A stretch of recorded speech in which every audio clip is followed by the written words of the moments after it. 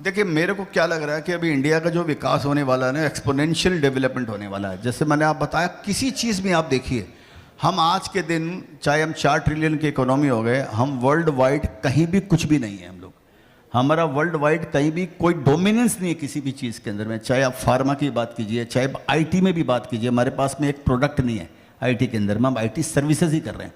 हमारा चाइना के साथ में पंगा हुआ, हमने चाइना के 56 उसके जो ऐप है हम लोगों ने बैन कर दिए। किसी ने मेरे को बताया कल। और उसके बाद में 32 ऐप्स और बैन कर दिए चाइना के, कि इंडिया में अब नहीं चलेंगे। चाइना ने हमारे कितने ऐप बैन किए? एक भी नहीं, क्योंकि हमारे पास है ही नहीं। तो क्या बैन करोगे आप? तो हम आज के दिन बहुत पीछे हैं। और चाइना से लोग कंपैरिजन करते हैं, चाइना हमसे 5 गुनी बड़ी इकोनॉमी है। 18-19 ट्रिलियन डॉलर की इकोनॉमी है चाइना। आज के दिन 3.5-4 ट्रिलियन के ऊपर में अटके हुए।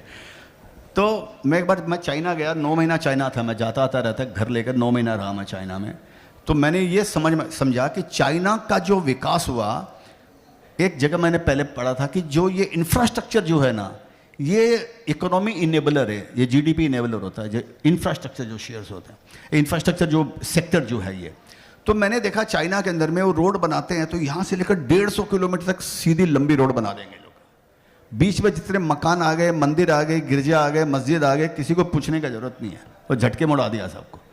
और उनको नोटिस दे दिया कि भैया तुमको 6 महीने तुमको यहाँ पे दूसरा तुम्हारे लिए तुम्हारा घर अलॉट हुआ है, और ये 23 तारीख को तुम यहाँ पे चले जाना। अगर आप चले गए तो ठीक है, नहीं तो जय गंगा मैया, फिर उसका कोई उपाय नहीं। तो मेरे को, मैं बोलना ये चाह रहा हूँ कि ये एक्सपोनेंशियल, जिसको हम बोलते हैं ना चहुमुखी चतुर्मुखी विकास होगा इंडिया का। तो ये इंफ्रास्ट्रक्चर के बिना कोई भी कंट्री ग्रो नहीं कर सकती है। तो इंफ्रास्ट्रक्चर में ध्यान रखना चाहिए। मेरे को लगता है इंफ्रास्ट्रक्चर के जो शेयर्स हैं, आपको मालूम है अभी गवर्नमेंट बोलती है कि जिस तरह से पावर की डिमांड इंडिया में बढ़ रही है, पीक टाइम पे जो पावर है वो शॉर्टेज हो सकती है इंडिया के अंदर में। क्योंकि दिन के अंदर में पावर ज़्यादा यूज़ होता है, घर में भी चलता है, और समझिए फैक्ट्रियाँ भी चलती है। रात में हो सकता है वो डेफिसिट नहीं हो यहाँ तो। और जिस तरह से भी ईवी आ रहे हैं जिसमें चार्जिंग की ज़रूरत आपको पड़ेगी, अभी तो बिगनिंग है, नेसेंट स्टेज में, बच्चा भी अभी तो एकदम छोटे स्टेज के अंदर में, पावर भी हमारे पास में सफिशिएंट नहीं है। तो मैं आपको बोलना ये चाह रहा हूँ कि हर चीज़ की डिमांड यहाँ पर निकलने वाली है।